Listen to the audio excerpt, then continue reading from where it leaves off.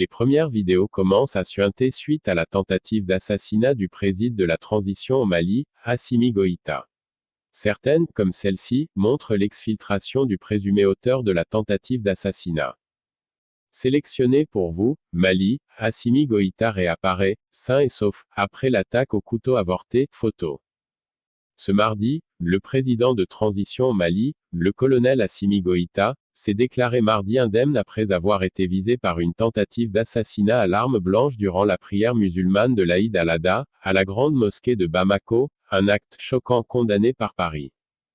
Ancien chef d'un bataillon de forces spéciales, le colonel Goïta, auteur de 2 putschs en moins d'1 an, dont celui qui a renversé le 18 août 2020 le président Ibrahim Boubacar Keïta, ne se déplace d'ordinaire depuis 11 mois jamais sans ses hommes cagoulés et armés de fusils d'assaut.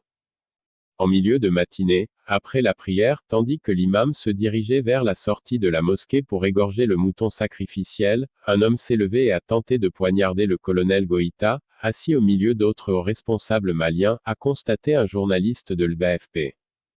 Le Premier ministre Choguel Kokala Maïga, qui était à ses côtés, a ensuite estimé que c'était son instinct d'officier des forces spéciales qui avait permis au colonel Goïta d'empêcher l'agresseur de l'atteindre, au cou avec un couteau.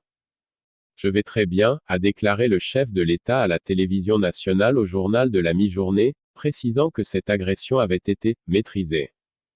Quand on est leader, il y a toujours des mécontents, il y a des gens qui à tout moment peuvent vouloir tenter des choses pour déstabiliser, tenter des actions isolées, a-t-il dit. Paris condamne vivement l'agression, un acte choquant survenu de surcroît un jour particulier de paix et de tolérance, a indiqué sur Twitter l'ambassade française au Mali. La France appelle à la sérénité pour la poursuite de la transition jusqu'à son terme, selon la même source. L'assaillant a été interpellé, tout comme un deuxième homme qui, dans la confusion, a été pris pour son complice. Il s'agissait en fait d'un membre des forces spéciales, armé d'un pistolet, que la garde présidentielle n'avait pas reconnu comme tel, a indiqué à l'AFP le commissaire principal Sadio Tomoda, du 3e arrondissement de police de Bamako. L'assaillant est un enseignant, a aussi précisé le commissaire Tomoda, sans plus de détails sur son identité.